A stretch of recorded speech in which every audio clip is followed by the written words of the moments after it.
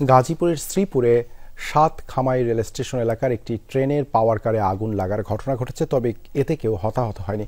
স্থানীয়রা জানায়, মহুয়া কমিটার ট্রেনটি সকাল 9:15টায় ঢাকা থেকে নেত্রকোনার মোহনগঞ্জের উদ্দেশ্যে রওনা হয়। বেলা 11:15টার দিকে গাজীপুরের শ্রীপুরের সাতখামাই স্টেশন এলাকায় পৌঁছালে ট্রেনের পাওয়ার কারে আগুন দেখতে পায় স্থানীয়রা। পরে চালক ট্রেন থামিয়ে দেন। খবর দেওয়া হয় ফায়ার সার্ভিসে। ফায়ার সার্ভিসের 2টি ইউনিটের 40 মিনিটের চেষ্টায় নিয়ন্ত্রণে আসে আগুন। এই ঘটনায় ঢাকা ময়মনসিংহ রুটে ট্রেন চলাচল বন্ধ রয়েছে।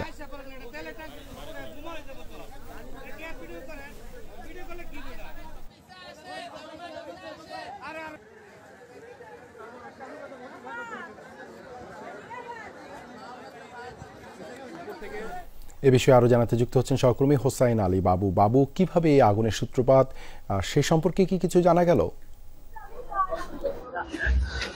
দেবাশিস, আগুনের সূত্রপাত হচ্ছে যে জামালপুর মোহনগঞ্জ গ্রামে যে মহুয়া ট্রেনটি, সেই ট্রেনের যে জেনারেটর যে বগিটি রয়েছে, সেই বগিতেই আসলে এই আগুনের ঘটনাটি ঘটে। আসলে জেনারেটর থেকে আগুনের সূত্রপাত হয়।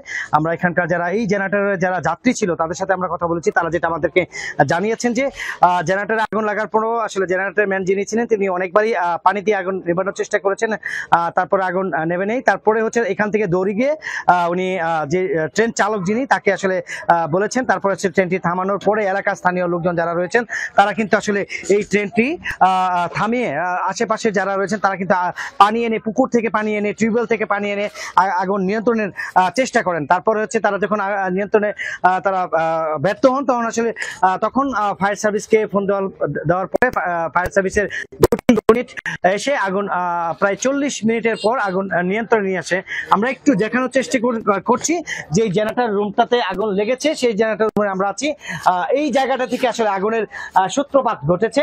এখান থেকে আগুন লাগার পর আসলে পুরো বগিটি সেটি একদম পুরো পুড়ে গেছে। দেখতে পাচ্ছেন যে ফ্যানগুলো পুড়ে গিয়েছে, ভিতরে যে আসবাবপত্র ছিল সেগুলো পুড়েছে, যে এখান থেকে যে লাইন বিদ্যুতের লাইন দেওয়া হয় সেটি কিন্তু পুড়ে গেছে। এখানকার অবশিষ্ট কোনো কিছুই বাকি নেই, সবগুলোই কিন্তু আসলে দেবাশিস পুড়ে গিয়েছে।